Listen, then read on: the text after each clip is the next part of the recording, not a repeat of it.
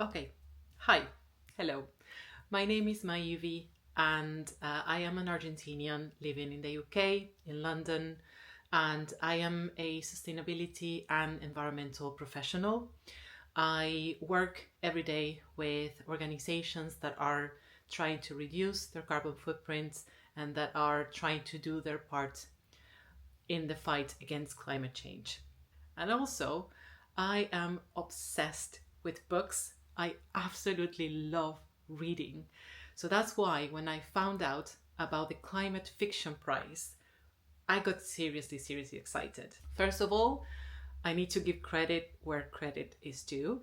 And the reason that I found out about this prize is thanks to Bob the Bookerer. And Bob is a fantastic booktuber that I follow.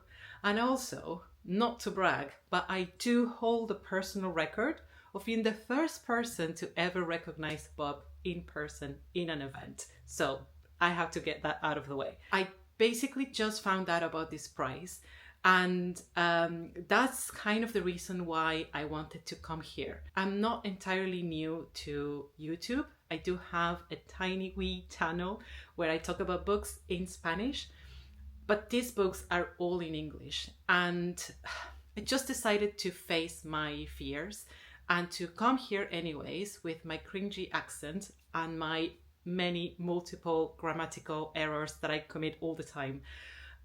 Because I really feel like I want to be part of this conversation. There is so much I want to say about this. So, firstly, let's start by defining what climate fiction is. And I think the best way to do that is to take the definition that I found in the Climate Fiction Prize website, which says climate fiction can be thought of as stories that engage in some way with the climate crisis and our response to it. Now, what I want to talk about is why climate fiction is so important. Unfortunately, we live in a system that has done an incredibly successful job in convincing us that the environment, the natural world, and us as humans are separate entities. Be it the government, our linear economic system, even educational systems, have us convinced that we can do without our planet, we can do without the environment, and that any actions towards protecting the planet is very much something of personal choice. We have been convinced that not taking care of our planet is actually a choice, but that is objectively not true. There is no destroying the planet without destroying us. And that is exactly what climate change is. Climate change is one of the ways in which we are destroying the systems that keeps us alive. The air we breathe, the water we drink, our food systems. And through all of this, scientists have been wrecking their brains in trying to communicate with us the gravity and the urgency of this situation. It feels at times like they're shoving graphs and numbers and predictive models down our throats, and we just won't take it, we just won't listen to them. But that is because us as humans, we are emotional beings. We don't respond that well to data, but we do respond to things that we feel are important to us, to things that are a priority to us. And we basically attach ideas to our identities. We identify with ideas. And once those ideas are woven into our identities, that is the one thing that we're going to defend the most in the most fierce way possible. We also, in the same way, we respond quite well to stories. When something clicks, something cracks, and we get to humanize the crisis, when we get to empathize with people that are going through this crisis, with the most vulnerable ones, with the victims of this crisis. And that is the power of fiction.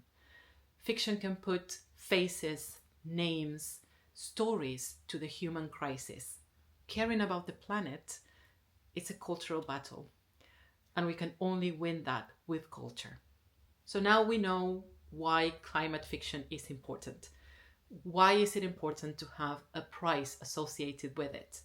Well, again, we do live in a society that puts a high value on competition. When there is a competition, we become invested. We want to know who's the best, who deserves to win. So basically, competition sparks intrigue, brings attention, and attention, especially in social media, brings publicity. And that creates like a snowball effect where people are drawn in and they want to know what's going on. People start paying attention. So, regardless of who will win, for me, it's completely irrelevant. The 9 novels that have been nominated for the Climate Fiction Prize will get more attention. Their profiles will rise, and that is exactly what we want. We want these stories to reach the biggest possible number of people. And who is behind the Climate Fiction Prize?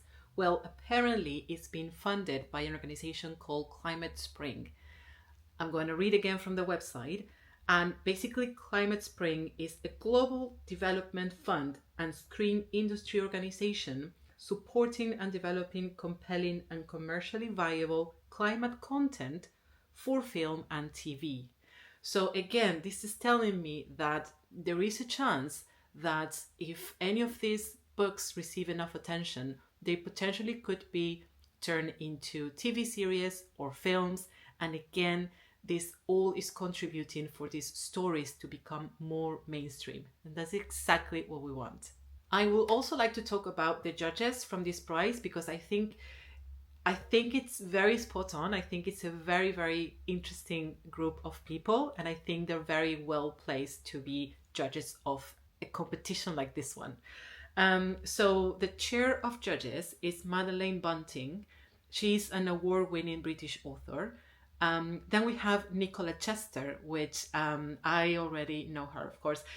She's a lifelong campaigner for nature. She's a writer and a columnist for Countryfile magazine.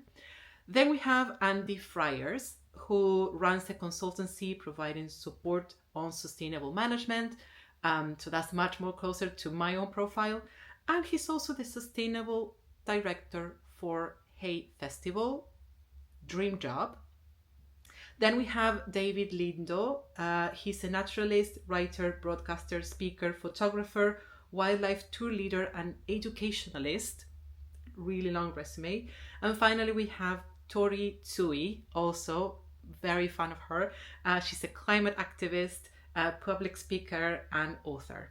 So I don't know. I think this is a group of people formed with people that are very much both into books and they're very knowledgeable.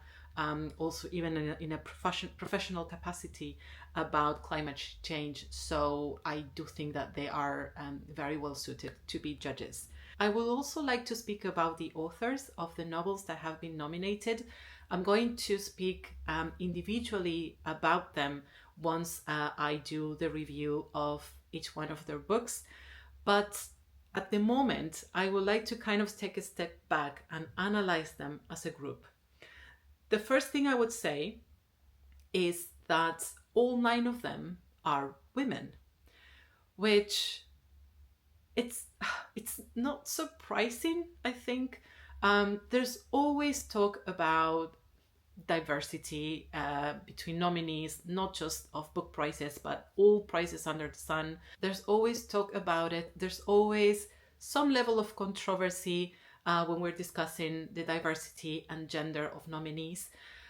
What I would say from my own experience working in this field for many, many years now, even from the time that I was a student, this has been a field heavily dominated by women.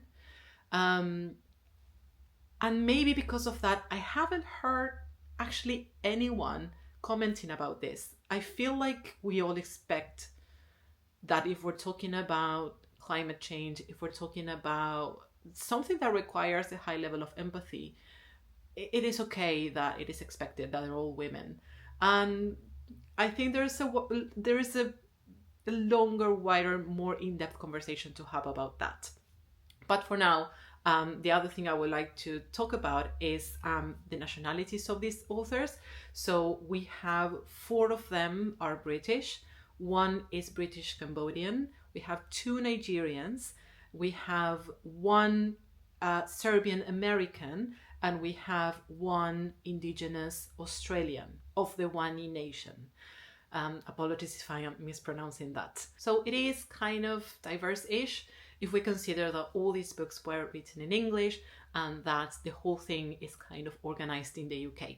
In terms of my own expectations about this prize, I only have 1 of the books, which means that very soon I'm going to go on a mission to try to get all of them. But I think I am very, very excited, first of all, about this prize, about these books. I can't wait to read them all.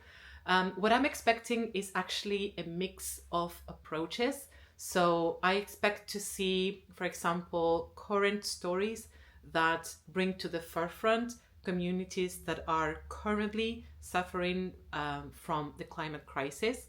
I also expect to see a couple of dystopias, kind of like a cautionary tale of what could happen if we don't take immediate action. And last but not least, I hope to read stories that make us value and appreciate our planet and the natural world, and hopefully that will spark a sense of ownership and protection. So my plan for this channel is to kind of vlog as I go along, reading the books and letting you know what I think of them, doing kind of no spoiler reviews because I really, really want you to read them, so no spoilers. But in a way, giving you my opinion and my view, not just as a reader who enjoys fiction, but also as an environmental professional, and letting you know from some of those stories how real they are, or how likely they are to happen, or how much they're based on scientific knowledge, which I'm guessing all of them are, but we'll see. So if this is something that is of your interest, I invite you to subscribe, to join the conversations in the comments. I am very, very excited about this channel, about engaging with others that are as passionate about this as I am. And yeah, that is all from me today. I can't wait to see you in the next one. Bye bye.